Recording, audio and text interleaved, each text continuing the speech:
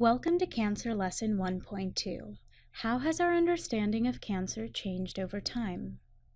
The goals of this lesson are to explore how our models of cancer have changed over the years and to highlight the concept that cancer originates at the cellular level, when cells stop behaving normally.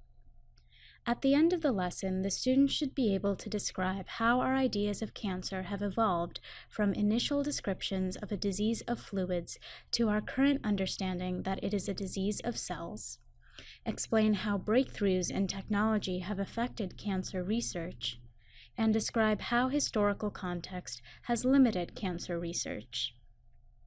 We will achieve these goals through a Socratic discussion and by engaging in a jigsaw activity on historical figures who contributed to our understanding of cancer. To prepare for this lesson, you'll need to review the following key scientific concepts that will be presented throughout the lesson.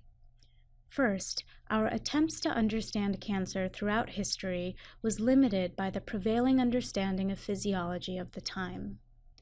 Second, you will want to understand the relationship between metastasis, primary tumors, and secondary cancers, which is that metastasis describes the spread of primary tumors throughout the bloodstream to other parts of the body, where they become secondary cancers. You will also want to review the paradigm shift from a fluid-based theory of cancer, which predominated throughout most of history, to a cell-based theory of cancer, which began after cells were discovered. Finally, you will want to review how the seed and fertile soil theory is relevant today. That is, cancer cells can only proliferate in parts of the body with a hospitable environment. You can review the scientific content in the background reading provided for you in the teacher primer, the teacher manual, and the student workbook. The teacher primer provides in-depth knowledge about the scientific content presented in this lesson. The teacher manual or lesson plan provides a minute-by-minute explanation of the lesson structure. And the student workbook provides additional explanation for students.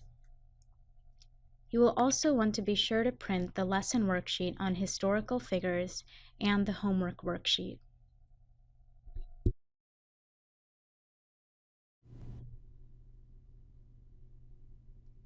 The key point of the Do Now is that our views on cancer have changed constantly since it was first identified as a disease. We will get there by reviewing major historical advances that shaped our understanding of cancer. In the Do Now, ask students how much our current view of cancer has changed since the idea that cancer was caused by an accumulation of bad fluids. We begin our discussion of the history of cancer with the Egyptian physician Imhotep, who described patients with breast cancer and said, quote, "There is no cure to cancer." Next, we introduce the bad fluids theory, which was proposed by the Greek physician Galen. For centuries, people believed that the body was composed of 4 humors and that an imbalance of humors caused disease. Galen believed cancer occurred when there was an excess of a particular humor called black bile.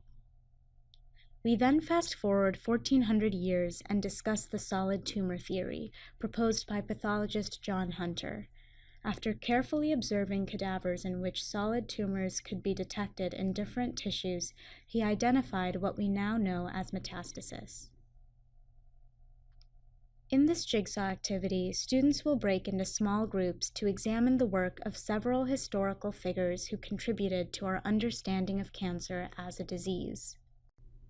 They will research the impacts of the following scientists and collaborate together to place these scientists in a historical timeline that describes how our understanding of cancer has evolved.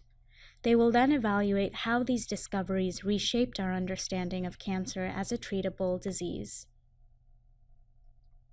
The key points of the wrap-up are that one's cancer treatment would have depended on what time period they were living in, and cancer may still be considered a disease of bad fluids because of the existence of cancers of the blood and lymph.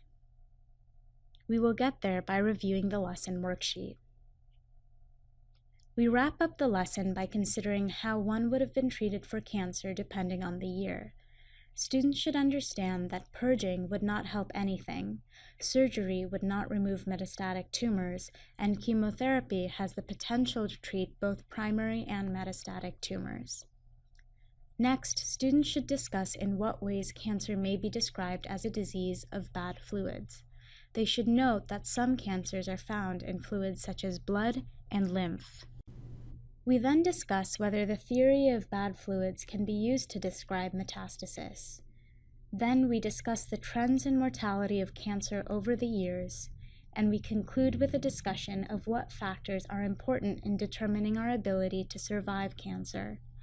The timing of diagnosis can make an enormous impact on cancer prognosis.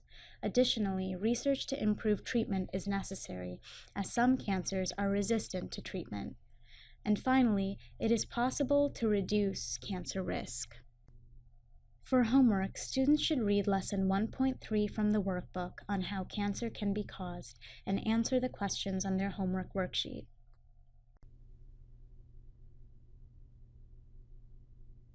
One of the most common challenges students have is, why has progress in cancer treatment been so slow when it was characterized as long back as Hippocrates?